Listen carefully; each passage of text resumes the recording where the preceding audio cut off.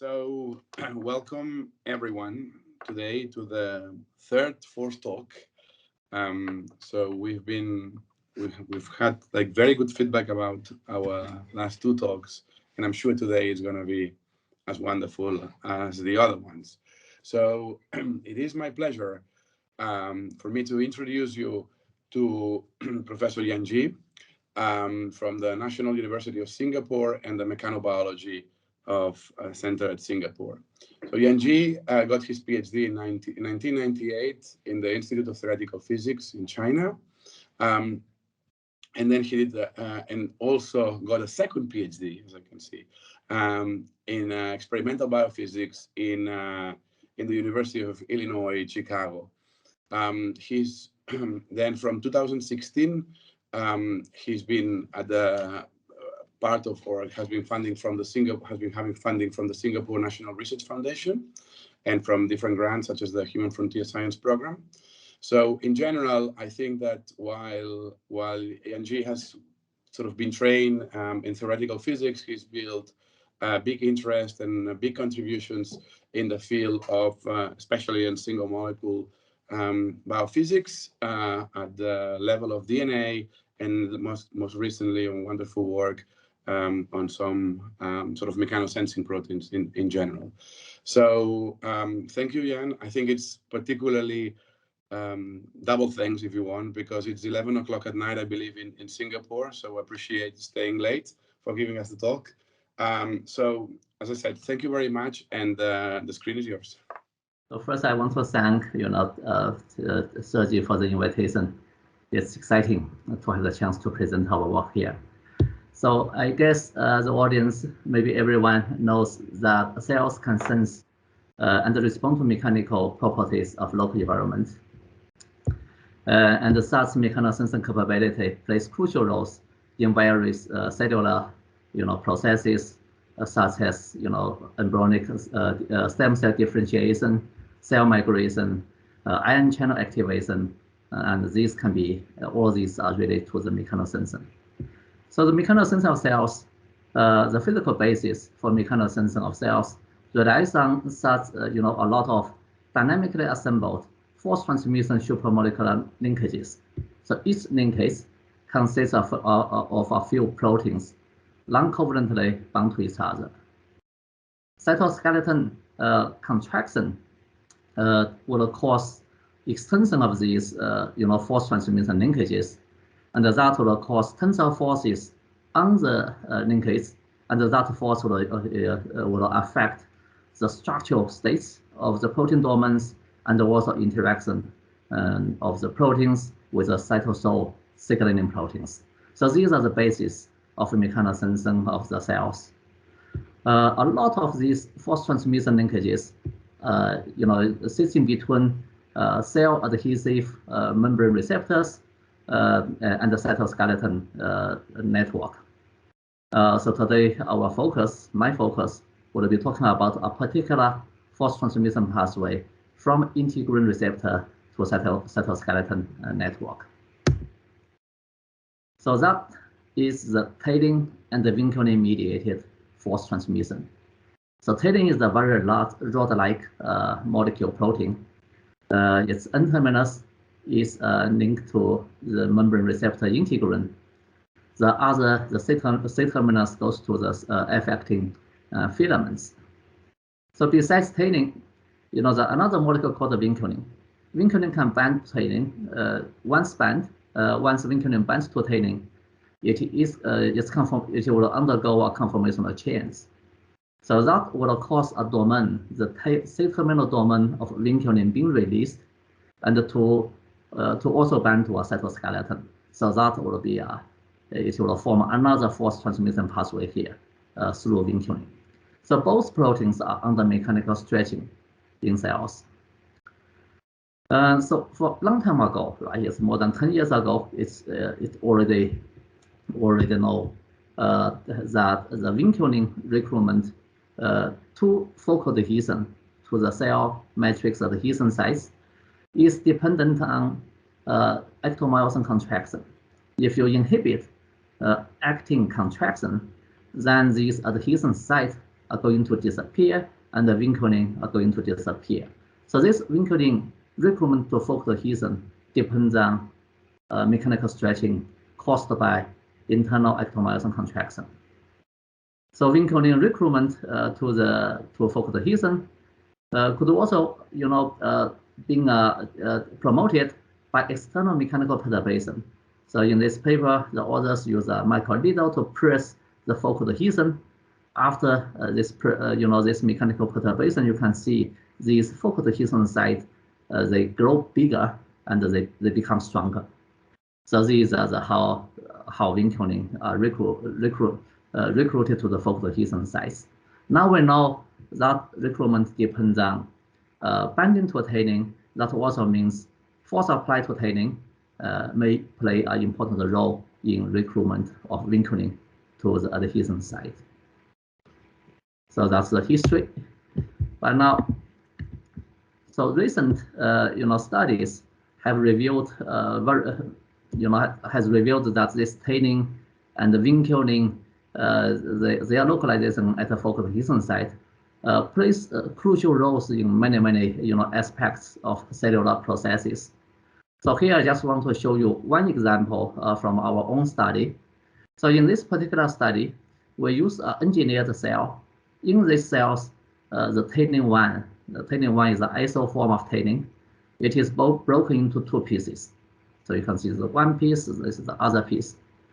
So because the tannin-1 is broken, it can no longer establish the force transmission from integrin to cytoskeleton network anymore.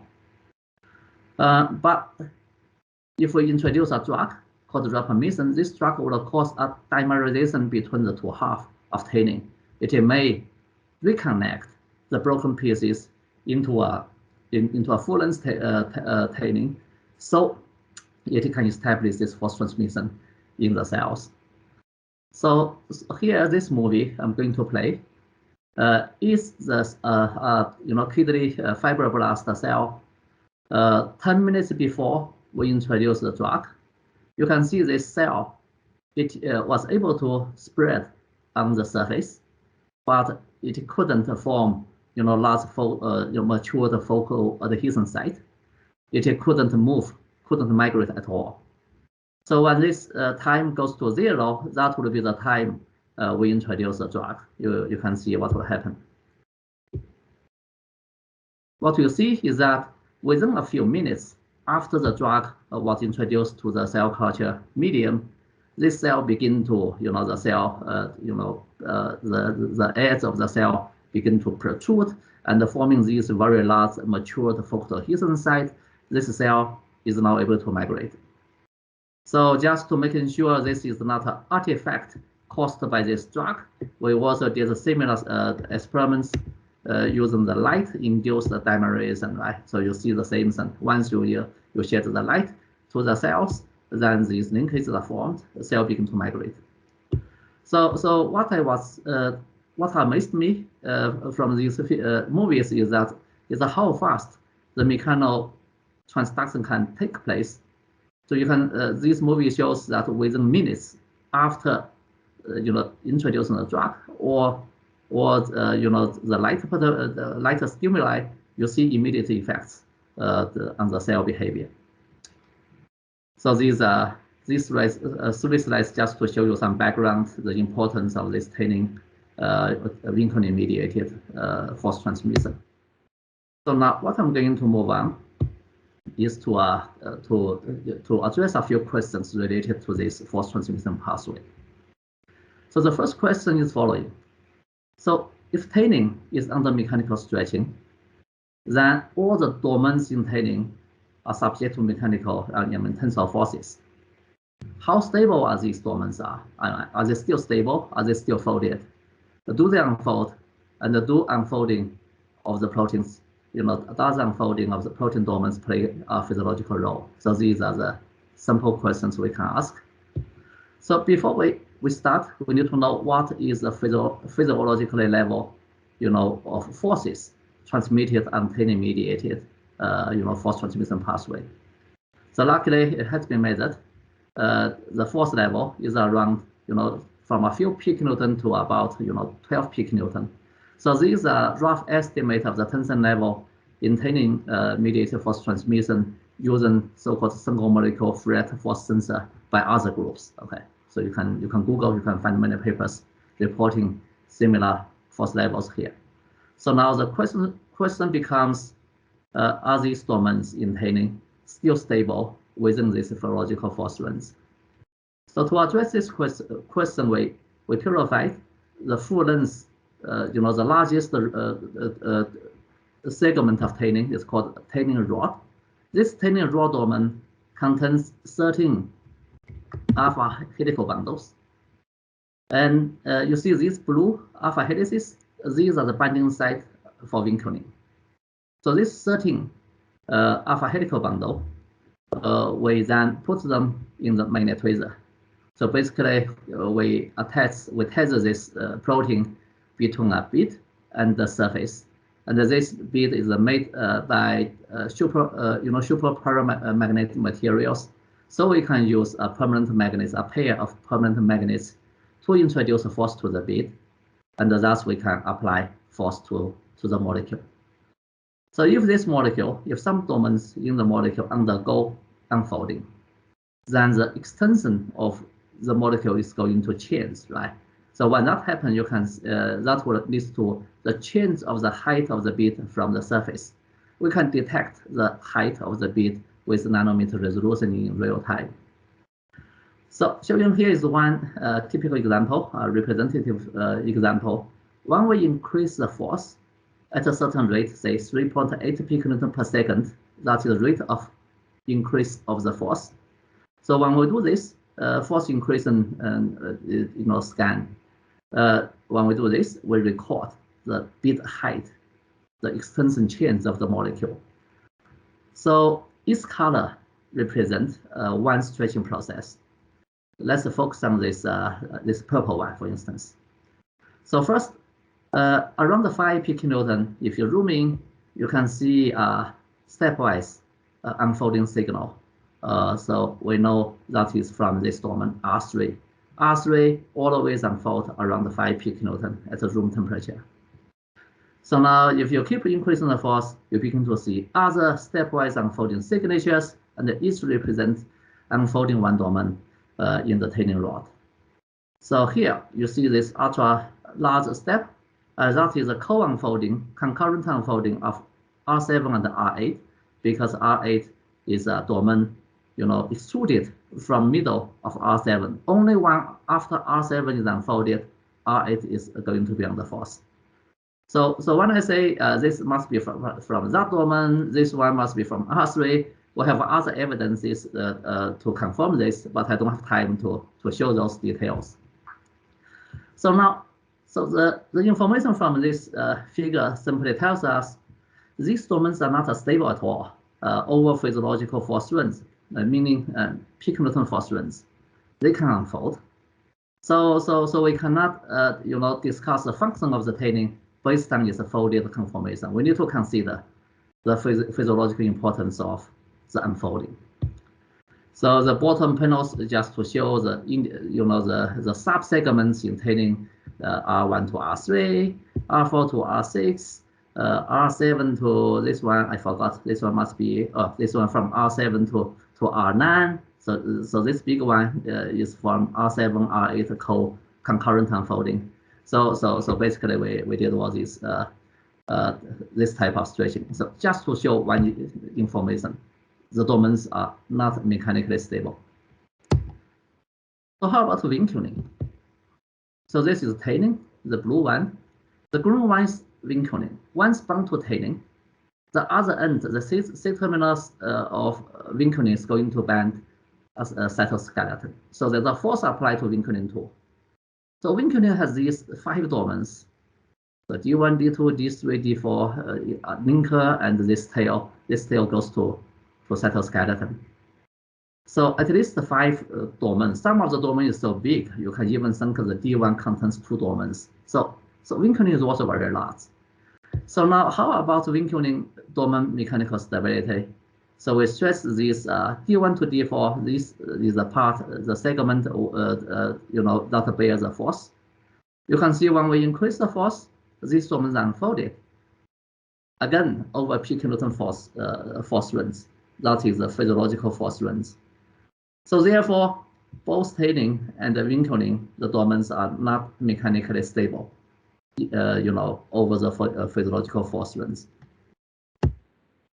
What could be a function of such, force-dependent unfolding refolding over p kilonewton force range? So we think this will allow talin and vinculin to act as a force buffer. So the rationale is very simple. You imagine if you have a linear array of domains in between two fixed, points.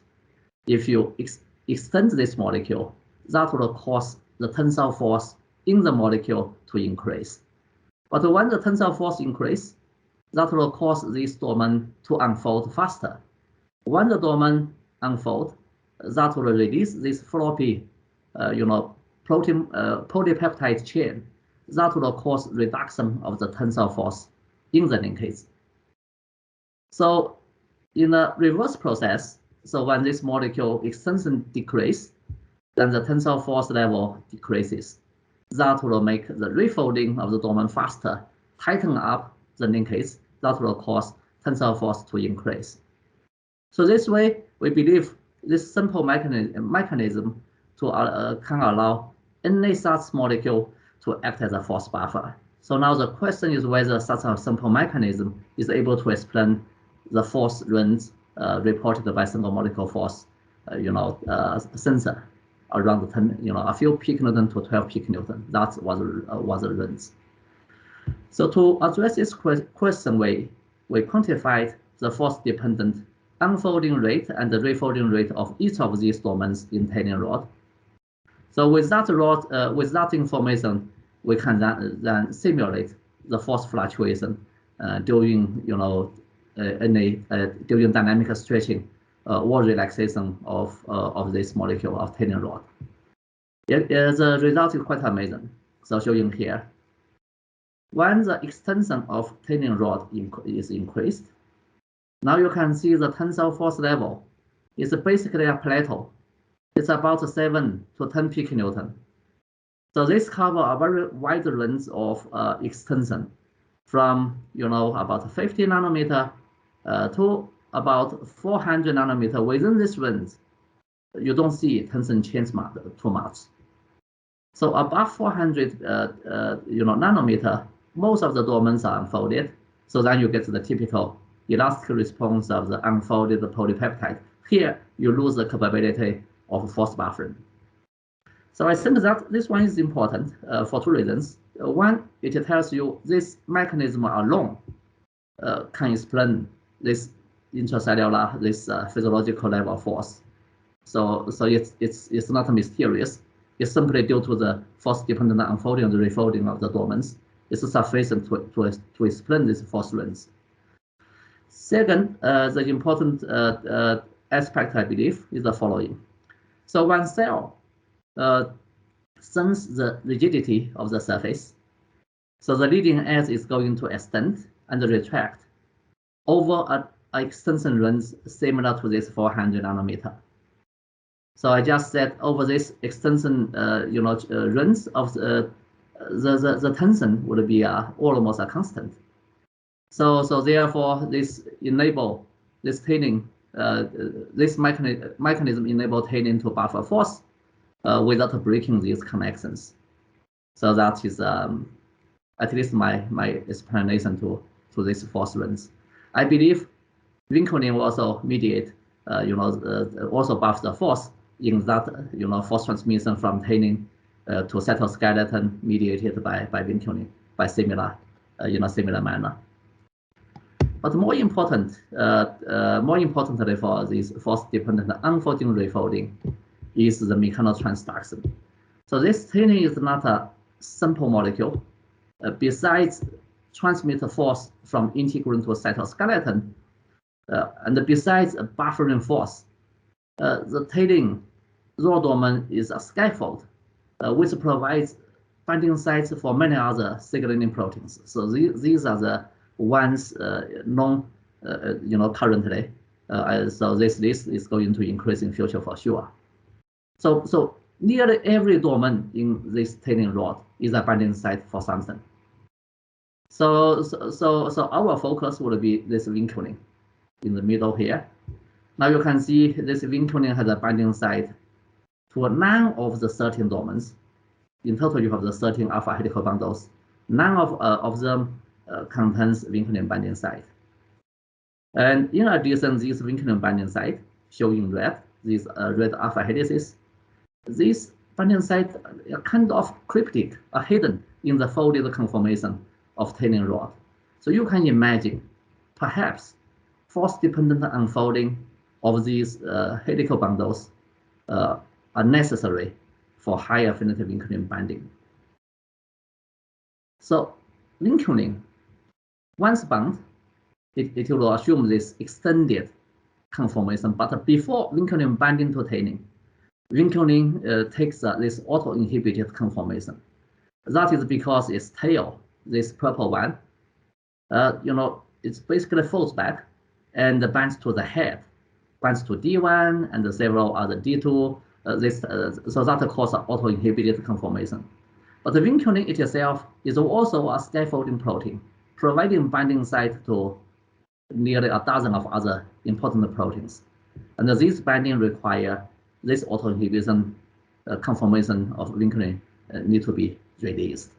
So people think when vinculin D1 domain binds to tailing, a binding site in tailing, and that binding energy is going to displace this tail of vinculin, so the tail can then bind to F-actin, so that this vinculin is going to be activated for the other binding, the binding by other proteins. It's complicated. So now, there was a hypothesis that since long time ago people observed the recruitment of vinculin to focal adhesion require mechanical stretching of the focal adhesion site, basically means that require mechanical stretching of tailing. So then this hypothesis is the following. Since the vinculin binding site is hidden in the folded domain in tailing, perhaps when you increase the force, this folded domain is going to be unfolded. And that unfolding may expose the vinculin binding site for high affinity binding. And that binding may be able to provide sufficient energy to bind to the D1 domain of vinculin and displace the tail so it can be engaged with cytoskeleton. So these were hypotheses before 2009. So 2009, what happened is that a famous paper from Michael Seitz group when he was still in Columbia University, what they did, they built a magnet tweezer. This is our magnet tweezer, but they built another type of magnet tweezer. They used the magnet tweezer to apply force to the first 3 domains in tailing rod, R1 to R3. So the force they applied was estimated about 12 pK, and then they observed vinculin D1. So they purified the first domain from vinculin, and then they observed the vinculin D1 binding to tailing rod R1 to R3. That require force. So when Michael Seitz came to Singapore to build the Mechanobiology Institute, he introduced me into this field. So then I use our tweezers. I decided to redo the experiments, but in a different manner. I want to ask a few more questions. The first, whether this force, also what is the threshold of the force? As I said, they applied a force estimated to be above 10 pK. I want to know what is the threshold of the force that is necessary to activate the binding. Second, I want to know, so what the affinity? I want to have an estimation of the binding affinity. And also, I want to know more about whether mechanical unfolding is necessary for the binding. And also, if you keep increasing force, does the force always help, or force can inhibit the binding? So there are a few more questions we asked. So the experiment was very simple. You can see when we increase the force, you see the three stepwise unfolding signature from these three domains. If you reduce the force, they're going to refold. Okay. Now, if you repeat this experiment in the presence of 10 nanomolar vinculin D1 domain, what you find is the following. What we found is the following. We could only unfold the domains in the first stretching process.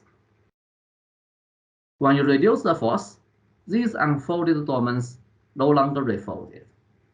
So the second stretch, you don't see unfolding signal at all. You only see this type of, polypeptide signature, this black curve. So because these domains couldn't refold, so we attributed them because during the first unfolding, the vinculin binding sites were exposed, and the vinculin D1 then binds to this exposed binding site, and this binding is so strong.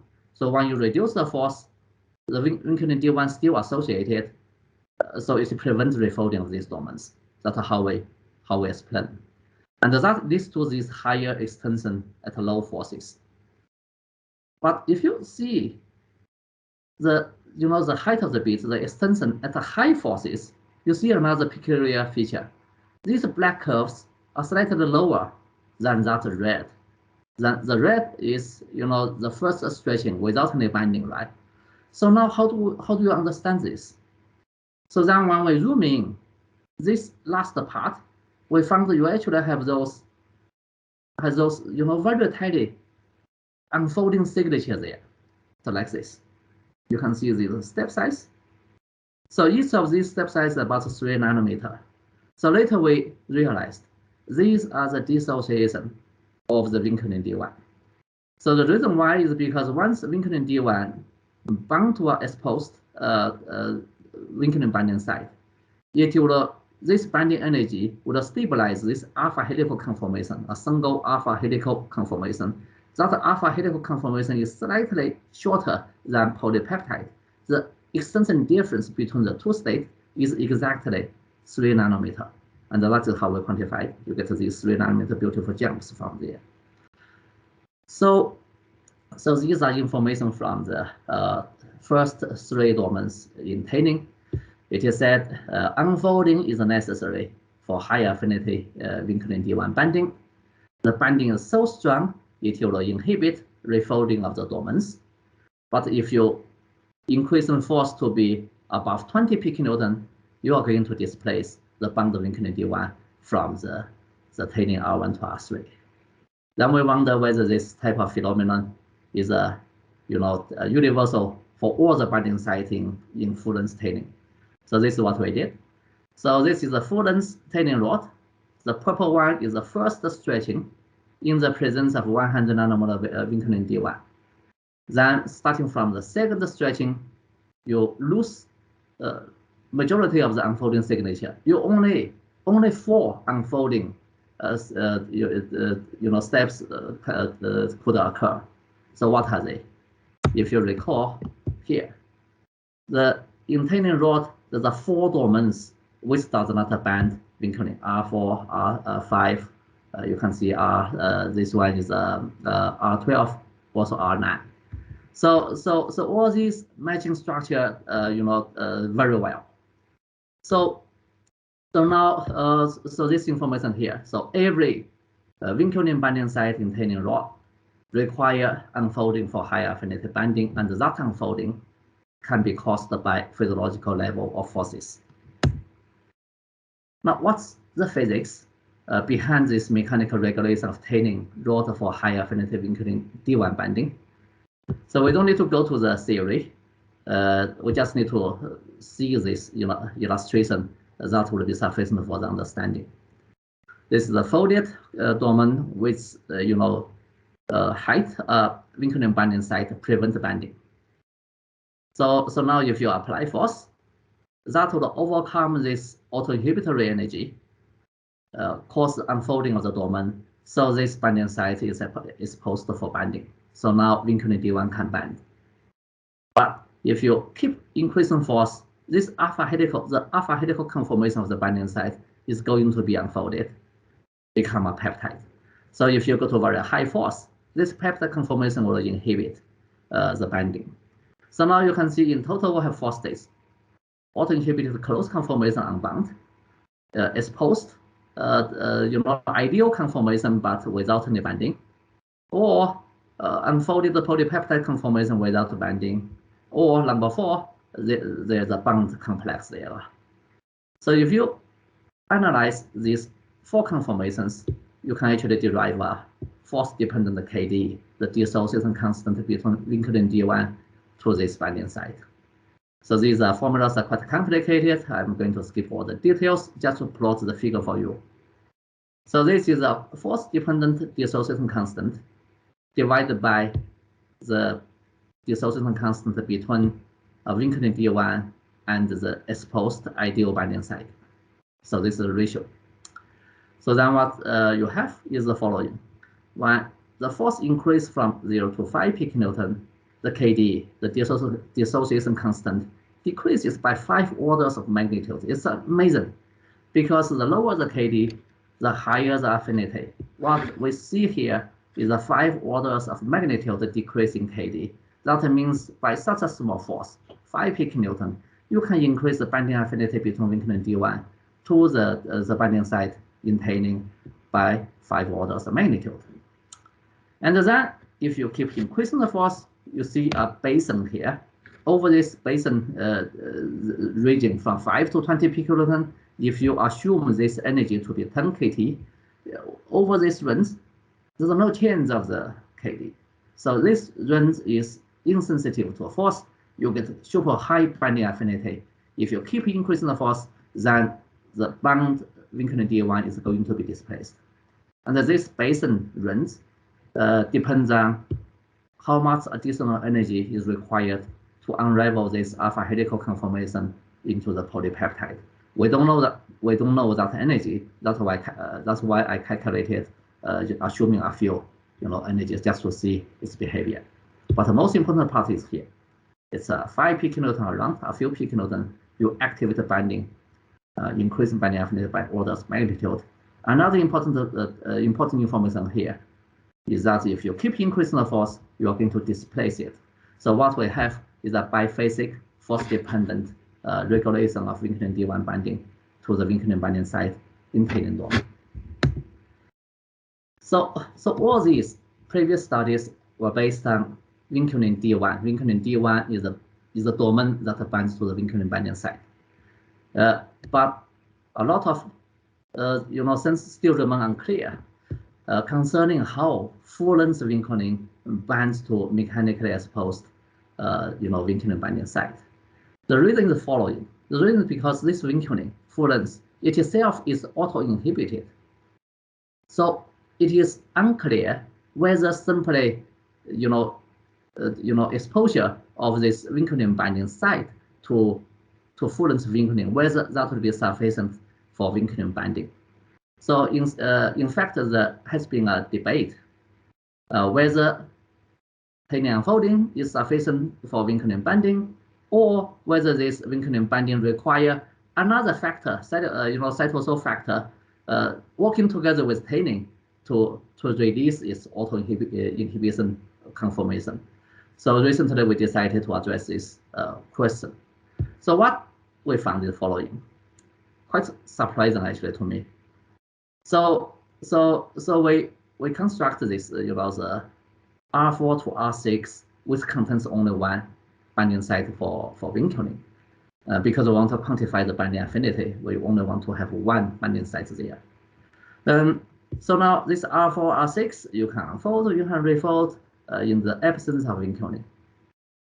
But then, in the presence of this 10 nanomolar full-length vinculin, you see similar thing, right? So you see at the beginning you see this 3 unfolding signal, but later you lose them. You only saw 2 unfolding because one of the domain can no longer refold due to the presence of this 10 nanomolar full-length vinculin.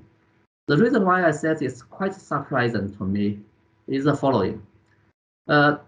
So first, this one is auto-inhibited. I actually prepared to see nothing. Maybe you don't see binding.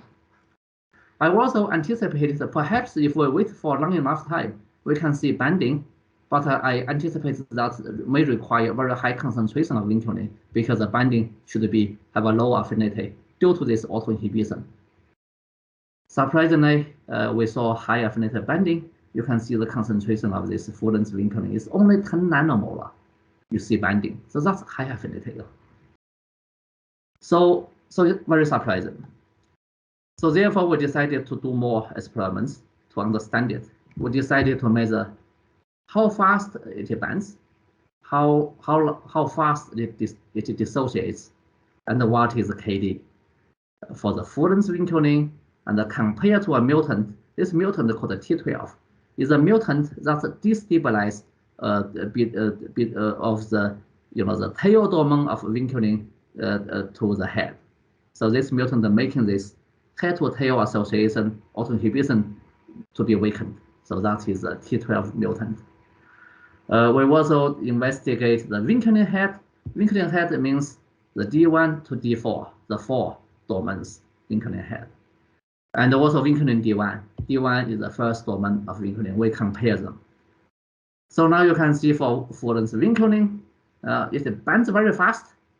So what we did is the following. I forgot to mention. We first unfold talin R6 to expose the binding site.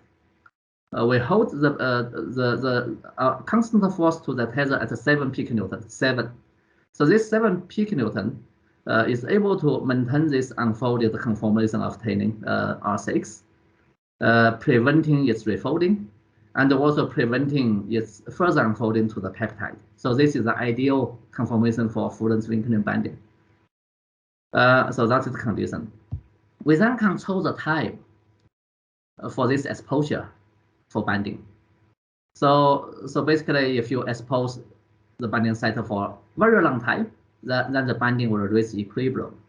If you expose the binding site for a very short time, then the vinculin does not have time to bind.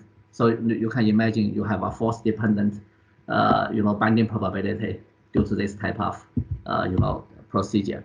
I'm going to skip all the details. Okay, how we expose and how we control the state. I just give you the results. So these are binding curves. So that is the probability of binding we detect. We detect it at a given exposure time. For short exposure time, you don't see binding. Binding probability is low. For long binding exposure time, the binding reaches equilibrium. So then fitting these data by very simple kinetic equation, you extracted K on, K off, and KD simultaneously. So now these are the results.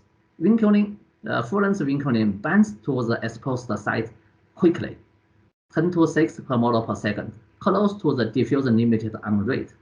Extremely surprising to me, because it's autoinhibited. I thought should be slow down the binding, but turns out it's binding extremely fast, 10 to 6 per molar per second. It's relatively stable. Once bound, the off rate is about 10 to minus per second. I mean, 1 or 2 minutes, it can dissociate. So then the ratio of the two will give you the binding affinity, KD, dissociation constant is 12 nanomolar. So it's a high affinity. So how about T12?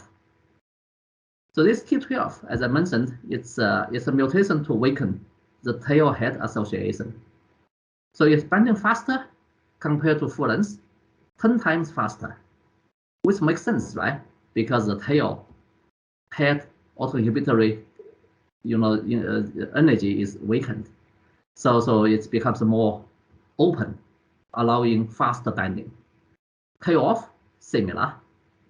So then as a result, its KD is about 10 times lower than full length. It has a 10 times greater binding affinity, mainly due to the increased binding rate. So how about the vinculin head? That's also surprise, because we thought without the tail, right, VT, this vinculin head is so exposed, should be binding very fast, but it's not. It's binding at a similar rate to the full length. It is not much faster than that. It's even slower than T12. And this D1, the vinculin D1, the first domain alone, The binding rate, again, is somewhere in between these full length and the T12. That's a diffuse limited down rate, but it never dissociates over our time scale. We waited there for hours, so vinculin D1 remained associated. So we couldn't even detect the K-off. But we can conclude the KD should be much orders of magnitude smaller than 1 nanomolar, super high binding affinity. So now with this measurement, we can conclude the following. So in contrast, to some previous work claimed full-length vinculin binding to activation requires both staining and another factor we show you don't need. The binding energy between mechanically exposed vinculin binding site and vinculin D1 domain is sufficient to displace the tail of vinculin, full-length vinculin, to activate vinculin. So second thing we learned is that the T12 vinculin binds to the exposed VBS with a higher affinity mainly due to a faster binding, and the vinculin head has a higher affinity than T12 due to slower dissociation, and the vinculin D1 has the strongest binding affinity due to ultra slow dissociation. So these are the binding part. So now, but there's another surprise coming from this study. Another surprise is the following. As I said, this vinculin D1 domain binding to the mechanically exposed VBS with extremely low KD, indicating super high affinity, but it contradicts to the bulk measurement. So this bulk measurement is from my collaborator Ben Go. He measured the purified, isolated vinculin binding site, a peptide, and then mix them with vinculin D1. So he measured the KD is about 320 nanomolar, while we measured is orders of magnitude smaller than 1 nanomolar. So you have about at least 1,000 times difference between single molecule measurement and that measurement. So then we thought, what's going on? So we also repeated this bulk experiment using single molecule way. We still stress this, alpha to R6 in the presence of 10 nanomolar free vinculin D1. We see the binding. Then in the solution, we introduce competitor. So the competitor are these free, the VBS vinculin binding site peptide. We want to see at what concentration of the peptide you can see the inhibition of the binding. So it requires several hundred nanomolar consistent with this. So now we have a sharp contrast between the single molecule binding assay and this bulk assay. So what's going on? So we reason there must be another, inhibitory conformation present, which we were everyone ignored previously. In our assay, this binding site here is under constant force of 7 pK. So we thought this 7 pK force may change the conformation of the binding site in a way favor binding that might cause this, the difference between the single molecule measurement and this bulk measurement. To provide some insights into this, we performed the single, the steered full atom, molecular dynamic simulation for that peptide, for the vinculin binding site peptide. At 0 pK, these are several, representative conformations. You can see this peptide is not an extended helical conformation at all. It's a falls back to assume a compact conformation. If you apply 7 pK force, the force we use in our experiments, so these peptides becomes more extended, but still not, the perfect helical conformation. If you go to 20 pK, you get the peptide becomes a completely disordered polypeptide conformation.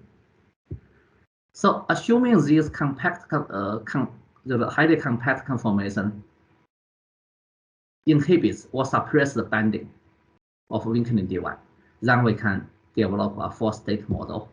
The auto-inhibited compact conformation and the extended helical conformation for binding, or unfolded polypeptide conformation which inhibit the binding, and the third is the bound state. So similar theory, we can derive a theoretical formula. We predict the following. Yeah, so because we don't know these energies, mu c, epsilon, the mu c is the most important because mu c is the autoinhibition energy stored in this folded compact conformation, right? So we simply scanned, we change the mu c from 1 kT, 4 kT, 8 kT to see how the curve behaves. So now easily you can get orders of magnitude change of the binding affinity when you increase the force from 0 to a few peak Newton forces. So the decreased KD means higher affinity. So basically this model shows indeed likely actually when you the force might perturb the conformation of the exposed VBS. A few peak Newton force may be needed for high affinity binding of vinculin D1, and that difference could be by a few hundred folds, and that can explain this huge contrast between the single molecular assay and the bulk assay. Yeah, so these are the for this particular part. So it's come to almost the end of the talk. So what we have learned is the following. It's this tanning is like a mechanical switch, like a bulb, right? If you stretch pull the string, the bulb will light up. If you pull a gun, it can be shut down, right? So it's a highly sensitive mechanical switch, and this tanning rod precisely is a mechanical switch.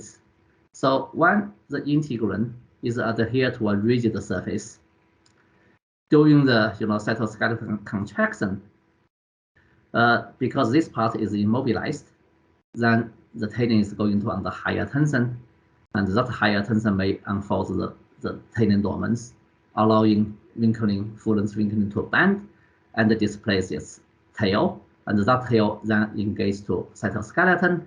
That we think will lead to full activation of vinculin. So that is on the rigid surface. How about on the soft surface? On a soft surface, when cytoskeleton contract, so this tanning is going to be be put towards this direction. But on a soft surface, this integrin is not immobilized. It can be displaced here. So therefore, you cannot develop higher tension on tanning. The dormants are folded, and these folded dormants will bind to the other signaling proteins. When switched to higher, more rigid surface, the higher tension cause unfolding. That will cause a switch of the binding partner from these, solid, blocks into this vinculin, because the vinculin only binds the unfolded dormants.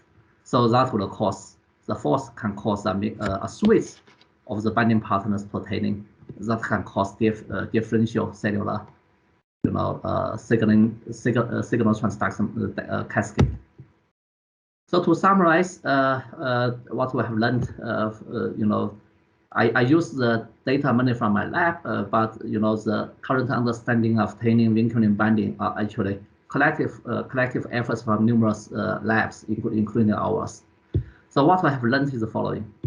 So tanning vinculin-mediated force transmission linkage plays a critical role in mechanosensor and mechanotransduction at the focal adhesions. The force-dependent switches of the structural states of the domains can buffer force. The force applied to tanning can expose the cryptic vinculin binding sites for higher affinity, that is necessary for high affinity vinculin D1 binding.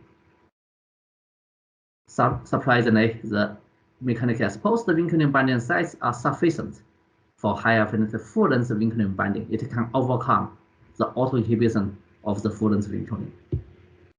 Force applied to exposed vinculin binding site influences its affinity to vinculin D1 via a force-dependent conformation of the vinculin binding site. I mean, even force applied to a single peptide, it already can change the binding affinity by orders of magnitude.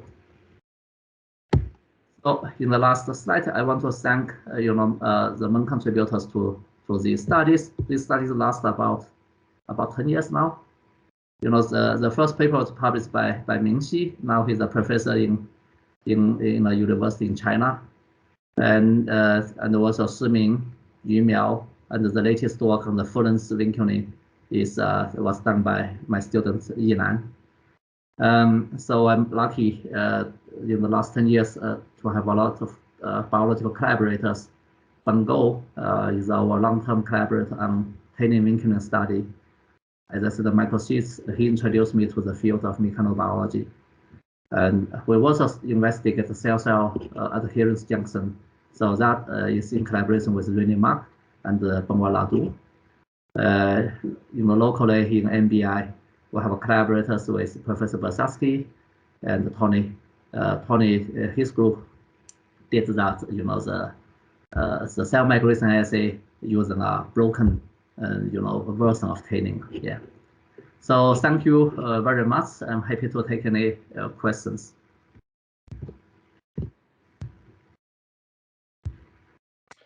Thank you very much, Yan, for this fantastic talk. I'm sure there are going to be questions, people interested in different aspects of your talk. So please, if you can raise your hand, and I'm going to give you the word in order.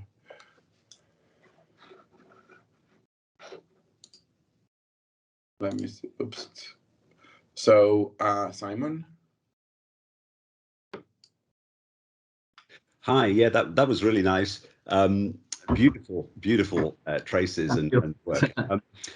But I work on muscle, and vinculin is famously concentrated at the ends of muscle fibers, where the fibers exert their force very highly, and that link between the actin cytoskeleton and the integrin and the matrix is thought to be talin vinculin mediated. But when you make the muscle inactive, the vinculin stays there. And of course, muscle is supposed to be non-compliant. So is there and therefore sort of high force, a stiff attachment, I guess. What is your thinking about how this might fit in such a context? Because it looks like the vinculin stays there all the time and is not, there isn't much force buffering, or you wouldn't want force buffering, perhaps. I think in muscle, just my own opinion, I think you refer to a costomere adhesion. So well, the ends of muscle fibers, actually. I work on zebrafish, and at the ends of fibers, the vinculin is ultra concentrated. Oh, okay. I don't know. So depends on the force buffer mechanism. It depends on the strain, the extension chains. So beyond let me find out here. Yeah. So as you can see for tannin, because tannin has a certain helical domains, so you can buffer force over a quite long extension chains. For vinculin, it has a less amount, less number of the domains. So I didn't calculate, but I think it can buffer forces around 200 or 300 nanometer extension chains. As long as the extension chains is within this range, no matter how strong force muscle can apply, it can still buffer force here. So, but I don't know much about the muscle, so I don't know what would be the extension chains here. Maybe there's other mechanism to help to stabilize. I don't know. Another question that may just show my ignorance of the vinculin literature, but Mike Sheets originally proposed that there were a set of vinculin binding sites that were not force dependent, and then another set that were force dependent, but you didn't mention the non-force dependent ones. Is that because they're not in your constructs, or has that story say evaporated? So the vinculin, Fullen's vinculin binds to tannin indeed can happen in a force independent manner.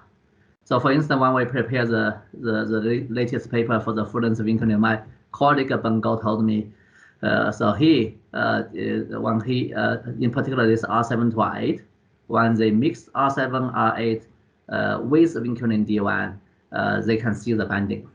So then I asked him to send me the data. So I calculated the KD based on their data. So the binding, the dissolution constant, the KD, is the micromolar length. So that is a low affinity length. So I believe the vinculin, Fuller's vinculin binding to tannin in the force dependent manner play a critical role in locally enrich this molecule, but that may not be sufficient to activate the mechanotransduction function. So that's why I said it's for higher affinity binding require mechanical unfolding. Yeah. Okay. Thank you very much. Okay. Thank you. Yeah. Thank you. Owen. Hi there.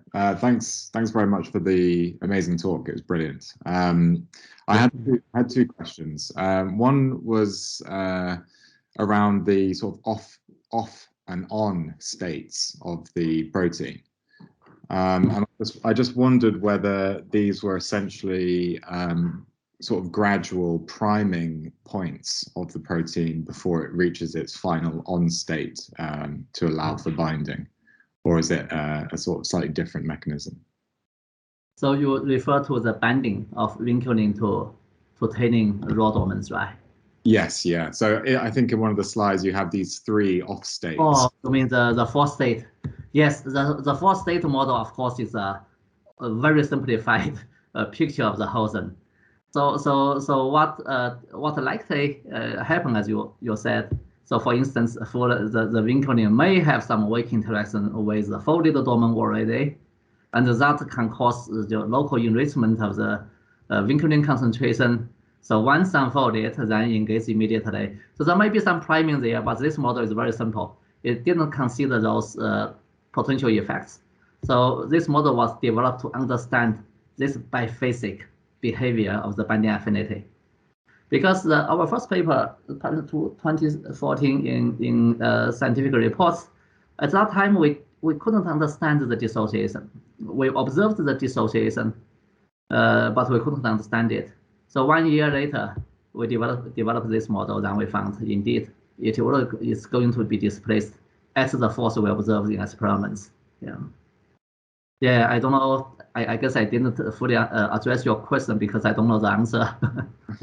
No, that makes things clearer. Thank you. And actually, on this slide, I'll be honest and say that formula at the top there is a little daunting for me to understand, the KD constant. I was just wondering if you could sort of elaborate a bit more on how this formula or how you utilize the different components included in the formula.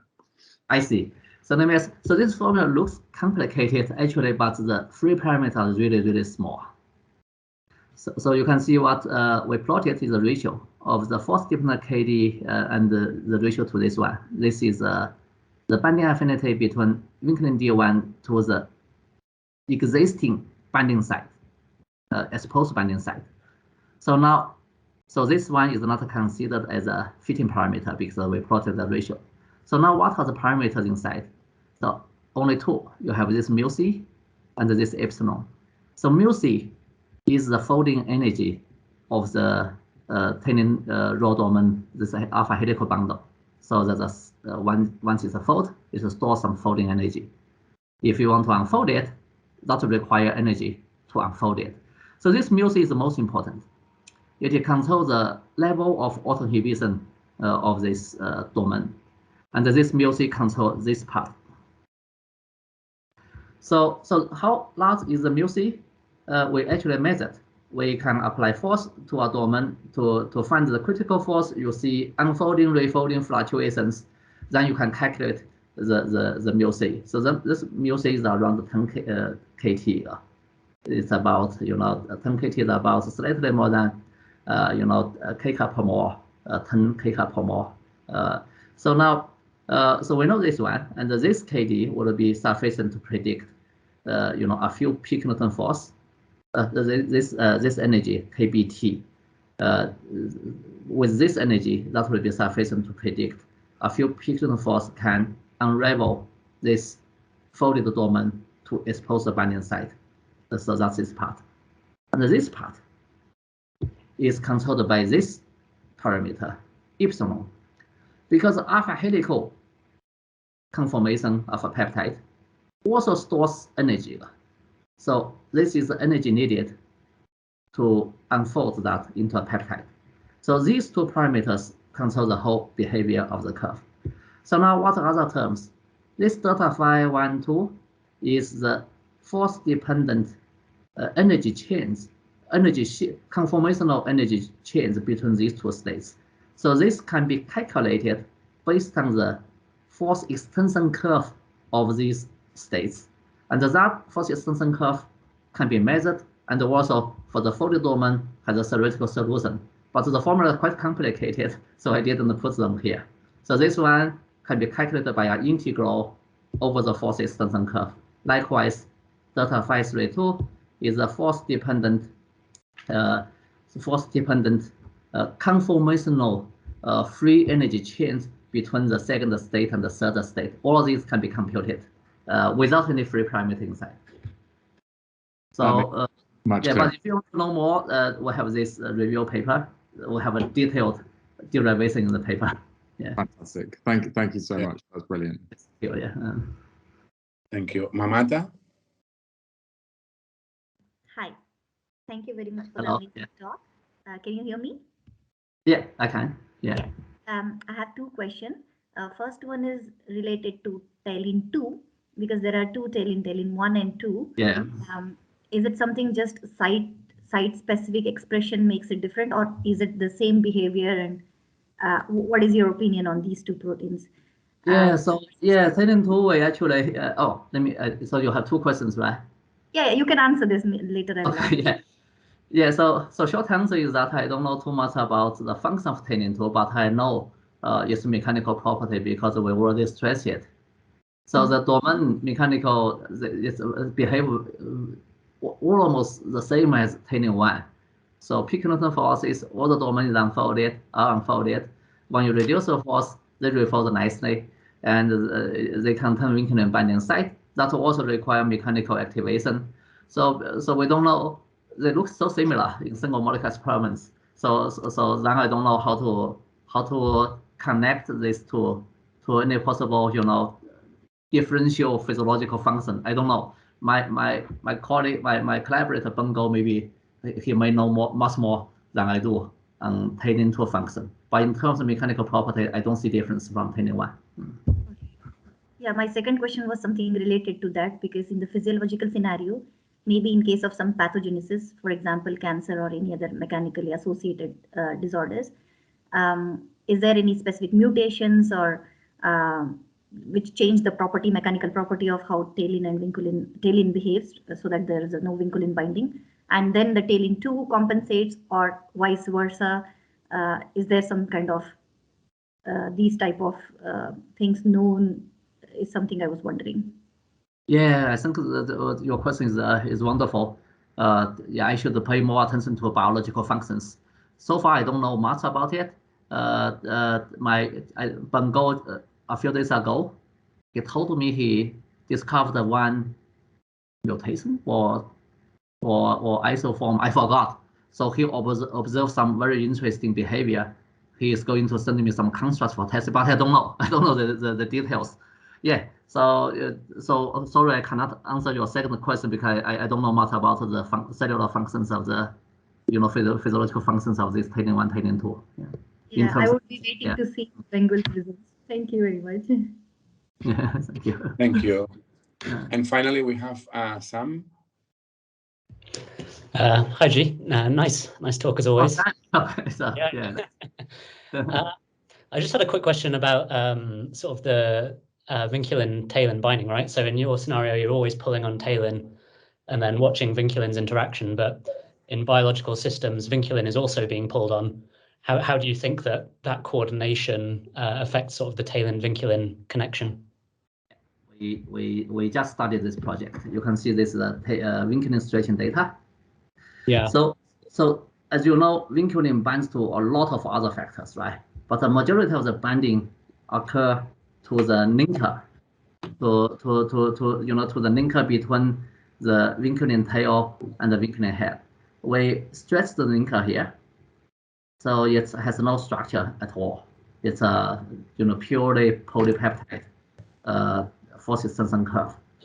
But we believe the following. First, if you have a binding, that a binding by a partner to this disordered peptide may induce a helical conformation, like vinculin D1 binds to the vinculin B, vinculin binding site that can stabilize the alpha helical conformation. So we might be able to detect that. And if that is true, you can predict a force-dependent regulation of that binding. That's the first layer. Second is the following.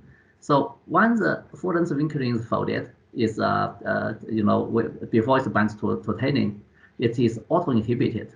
This peptide is actually stacked on the folded domains. I think that simply due to volume exclusion effect, a lot of binding factors to this peptide is going to be suppressed. So I want to quantify the effects of force that might regulate the binding affinity of vinculin binding factors. Maybe if you wait for a few more months, I can have some data to share with you. Yeah. Good. Okay. I think if anyone has any final question, Simon, is it still? Can I just follow up on that last question in thinking about the vinculin? So when it's a lovely experiment to do the extension experiment, but my imagination of how vinculin fits onto the talin is that in vivo, in what direction would the force pull? Can one make modifications at different points on the surface of the vinculin so as to anchor one's force transducer in different orientations and ask what happens when you pull in different directions? Do people do that kind of experiment, or are you going to do it? I did a lot of this type of experiments, and just let me show whether I have some slides here just to show you. Oh, sorry, I didn't have those, but I just can give you a quick answer. So the force geometry has a huge effects on the mechanical stability. So basically, oh, I can go to here. Slides can. So these are the typical. I use this, the junction to illustrate. So one typical type of, connection is peptide binds to a rigid body, rigid folded structure. So when you stretch it, so this interface is subject to so-called shear force geometry. So this one will give you high mechanical stability, and often it even give you the catch bond behavior. So meaning that the greater the force, the more stable it is. So in contrast, if you apply force along this direction, that is it is called the unzipping geometry, and that will cause a very rapid, rupture of the interface. Another connection is this one. So these proteins use multiple domains. Here to it are the like alpha actinin, cation interactions. So this also under shearing force, the stability could be amazingly high. We have new data we have not published from alpha actinin. So below 60 pk-Newton, they never dissociate. It's super strong. So this type of geometry can also be translated into a single domain. IG domains, they are stable because they have a stable 7 peptide beta strand. So then it's naturally under shearing force geometry they are stable. So we have theory and we published a couple of papers on this. Yeah. So I think the force geometry is super important to understand this force transmission. Yeah. Thanks. Yeah. Thank you. So I think in the interest of time, we're going to have to leave it here. But so many questions means that obviously that was very interesting for a lot of people. So that's great. Jie, so thank you very much again for sort of thank you for the invitation. Also staying awake. It must be sort of midnight or over midnight in Singapore. So we'll let you go sleep. But again, very many thanks, and let's be in touch. Okay, thank you, and thank you all. Have a nice day. Yeah. Thank you. Thank you.